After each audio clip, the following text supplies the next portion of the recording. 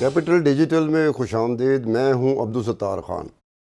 2001 میں جنرل پرویز مشرف مرحوم ملک میں اسلامی نظام نافذ کرنا چاہتے تھے۔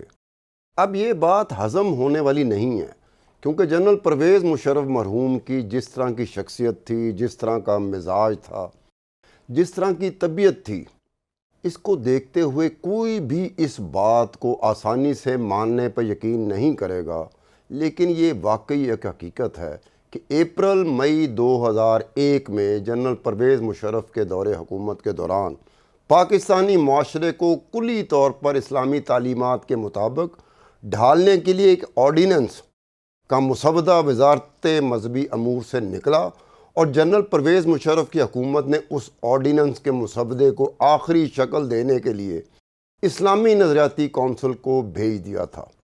اس آرڈیننس کا ٹائٹل تھا اقامت صلاح، امر بالمعروف اور نہی عن المنکر، اور اس آرڈیننس کا مسودہ مکمل طور پر تیار کر کے اسلامی نظریاتی کونسل کو بھیج دیا گیا تھا۔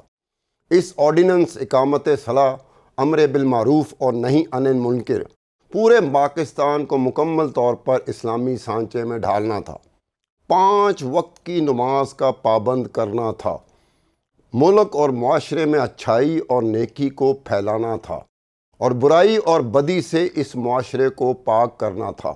اس آرڈیننس اقامت صلاح، امر بالمعروف نہی عن المنکر کو نافذ کرنے کے لیے وفاقی سطح سے لے کر صوبائی سطح، ڈسٹرکٹ سطح، تحصیل سطح اور تعلقہ سطح پر حسبہ اتھارٹی، حسبہ باڈیز اور حسبہ کونسل قائم کرنا تھی۔ حسبہ اتھارٹی، کونسل اور باڈیز کے ملک میں رہنے والے تمام مسلمانوں کو 5 وقت کا نمازی بنانا تھا۔ وفاقی اور صوبائی سطح پر قائم ہونے والی حسبہ اتھارٹی کو مکمل طور پر با اختیار کرنا تھا، جن اختیارات کے ذریعے پاکستان میں رہنے والے مسلمانوں کو اسلامی تعلیمات کے عین مطابق 5 وقت کا نمازی بنانا تھا۔ ملک کی تمام حکومتی ادارے، وزارتیں، ایجنسیاں، محکمے پاکستانی مسلمانوں کو 5 وقت کا نمازی بنانے کے لیے وفاقی اور صوبائی سطح پر قائم ان حسبہ اتھارٹی اور حسبہ کونسل، حسبہ بورڈز کو ہر طرح کی معاونت دینے کی پابند ہو جاتی۔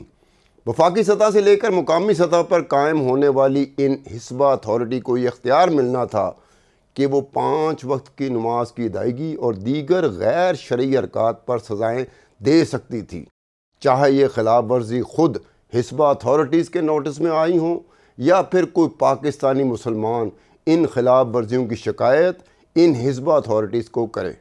حسبہ اتھارٹیز کو آرڈیننس کے تحت یہ اختیارات کہ وہ 5 وقت نماز پڑھنے کی خلاف ورزی پر یا کسی اور غیر شرعی حرکت پر ملزم کو 3 مرتبہ وارننگ جاری کرتی۔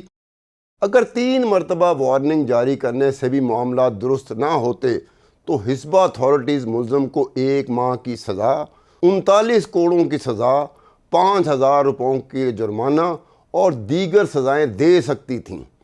ان حسبہ اتھارٹیز نے باقاعدہ ایک نظام کے تحت پاکستانی مسلمانوں کو 5 وقت کا نمازی بنانا تھا۔ اس سلسلے میں حسبہ اتھارٹیز کو ملک کے اسلامی رفائی اداروں کی معاونت حاصل ہوتی۔ اس کے علاوہ ملک کی اسلامی اور تبلیغی جماعتوں کی بھی معاونت حاصل ہوتی۔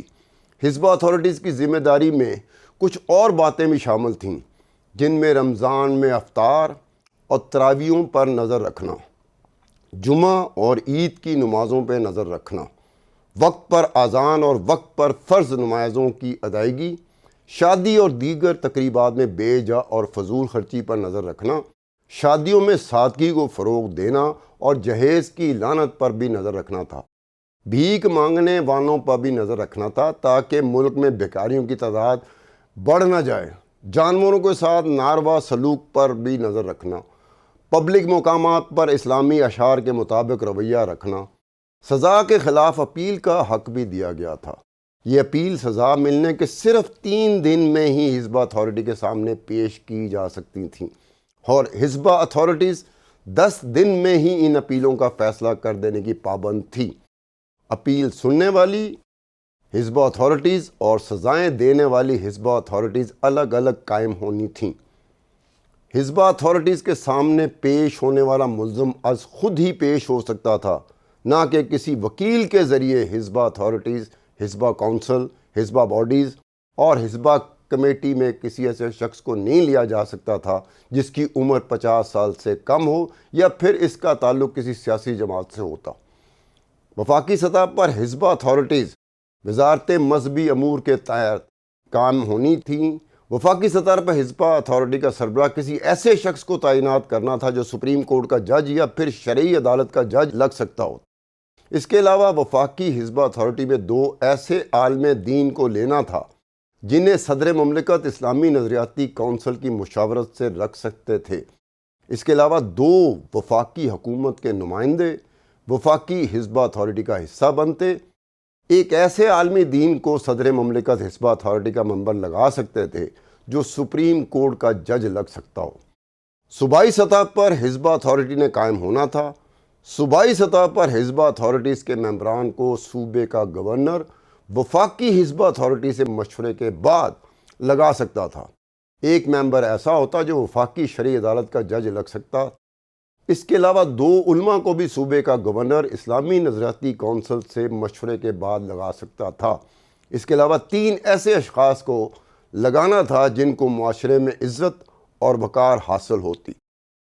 اس کے علاوہ صوبائی حکومت کے 2 نمائندے بھی صوبائی حزبہ باڈیز کا ممبر مقرر کرنا تھے۔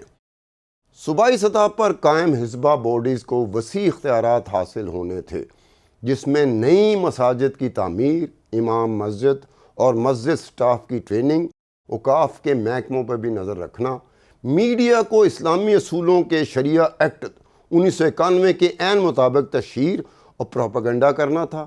اس کے علاوہ صوبائی سطح پر قائم سرکاری محکمے، سرکاری ایجنسیاں، سرکاری افسران کو بھی حزبہ باڈیز کی معاونت کا پابند کرنا تھا۔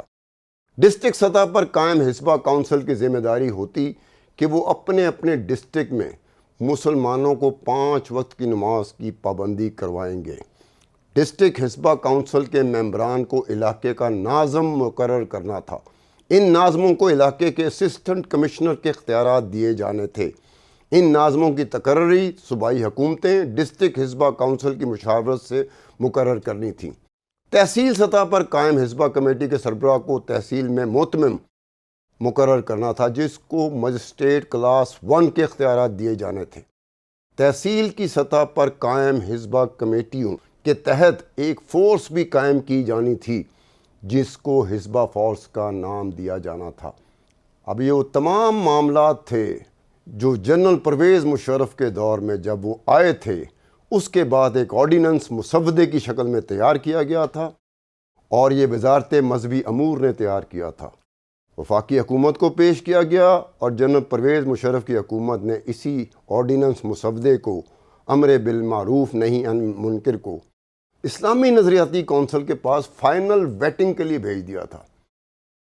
9/11 نہ ہوتا تو شاید مشرف صاحب کا یہ آرڈیننس اس ملک میں نافذ ہو جاتا، لیکن 9/11 کی وجہ سے جنرل پرویز مشرف کے دور حکومت کی بہت ساری چیزوں کو روکنا پڑا، جس میں یہ آرڈیننس مسودہ بھی تھا۔ اس کے ساتھ ہی عبدالستار خان کو اجازت دیجیے۔ خدا حافظ۔